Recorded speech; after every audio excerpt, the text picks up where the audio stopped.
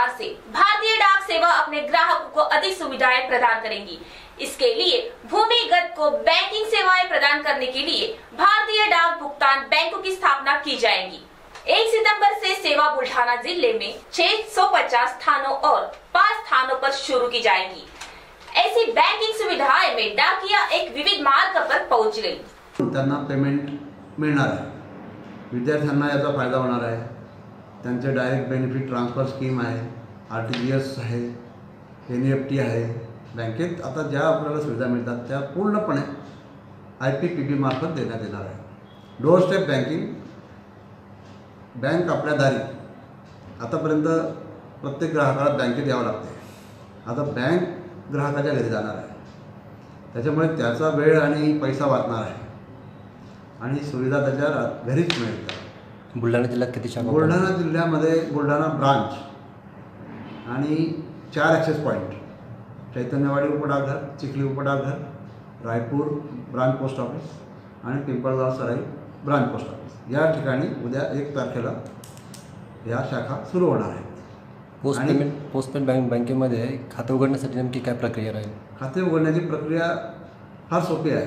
त्याला कोणत्याही प्रकारचा पेन पेपर लागत नाही। बायोमेट्रिक आणि आधार, पॅन कार्ड फक्त एवढीच आवश्यकता आहे। त्याचे सगळे डिटेल्स दिल्यानंतर बायोमेट्रिक थंब लावून ते खाते 1 मिनिटात उघडले जाते। त्यासाठी कोणत्याही प्रकारच्या कागदाची आवश्यकता नाही। टोटल पेपरलेस ही बँक असणार आहे।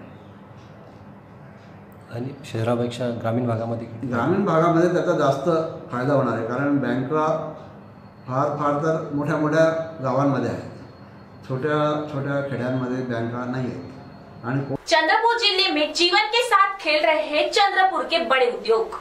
इंद्र नदी में उद्योगों के जरिए रसायनों को रिहा किया जाए। इंद्र नदी में उद्योगों के जहरीले रसायनों को रिहा किया जा रहा है, जो चंद्रपुर के शहर को पानी की आपूर्ति करते हैं।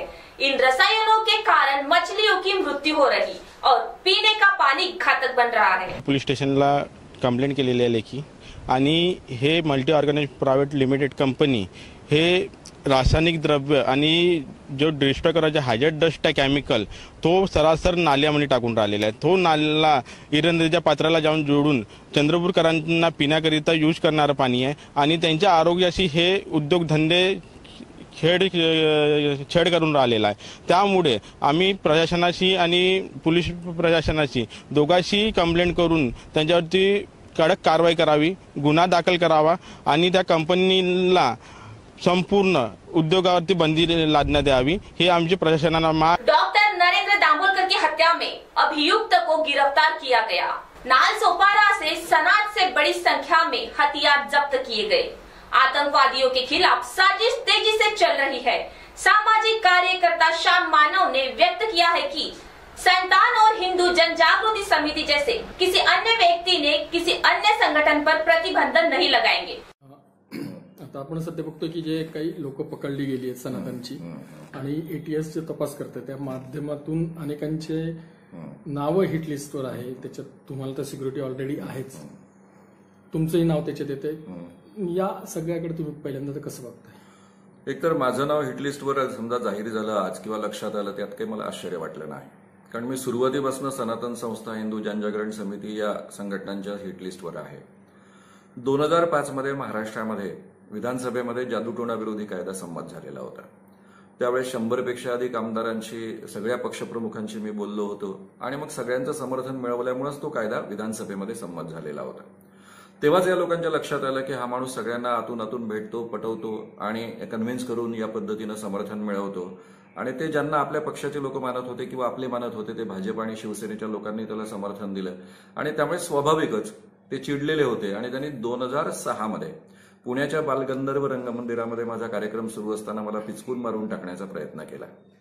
तो त्यांचा सगळा जो डाव होता तो उलटला। लोकांनीच जे हाती सापडले त्यांना ठोकून काढलं। 10 मिनिटांपर्यंत बालगंधर्व रंगमंदिराच्या स्टेजवर मारामारी आहे, सगळं व्हिडिओ रेकॉर्डिंग झालेलं आहे, आणि त्यानंतर पुन्हा तासाभराचं भाषण शांततेत पार पडलं। 1 तास आधी, नंतर आणि मध्ये 10 मिनिटं मारामारी। त्यावेळेस या लोकांच्या लक्षात आलं की यांना आपल्या सहजासहजी असे नाही मारू शकत पब्लिक पुढे, आपल्याला जर यांना मारायचं असेल तर वेगळ्या मार्गाने मारता येईल. आणि मी 2008 मध्येच एटीएसला आणि एकूणच केंद्रापर्यंत ते पत्र शरद पवारांच्या माध्यमातून गेलं. त्यावेळेस मी लिहून दिलं होतं की ही अतिरेकी संघटना आहे, ही माणसं मारण्याचं काम करते, उद्या बॉम्बस्फोटाने माणसांना उडवतील, अनेक माणसांना वेगवेगळ्या माध्यमातून मारतील. त्यावेळेस मी लेखी स्वरूपात दिलं होतं की बंदुकीच्या गोळ्यांनी मारतील. जेव्हा डॉक्टर नरेंद्र दाभोळकर यांची हत्या झाली त्यावेळेस दुसऱ्या दिवसापासून मी ओरडतो आहे की याच लोकांचं हे काम आहे, दुसरे कोणी असू शकत नाही. नंतरच्या तिन्ही मर्डर्सच्या वेळेस मी यांचं नाव घेऊन बोलत आलेलो आहे. डॉक्टर नरेंद्र दाभोळकरांची हत्या झाली त्यावेळेस पोलिसांच्या लक्षात आलं की त्यांच्या फोटोवर क्रॉस मारलेला आहे, त्याच पद्धतीनं माझ्याही फोटोवर क्रॉस मारलेला आहे.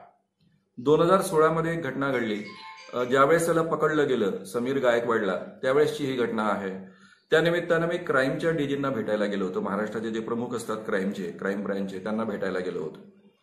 तो विषय निघाला आणि मग त्यांनी मला रुद्र पाटलाचे फोटो दाखवले. रुद्र पाटील हा 2009 मडगाव बॉम्बस्फोटापासून एब्सकॉन्डिंग आहे, अजून तो पोलिसांना सापडलेला नाही, त्याची काही माहिती नाही.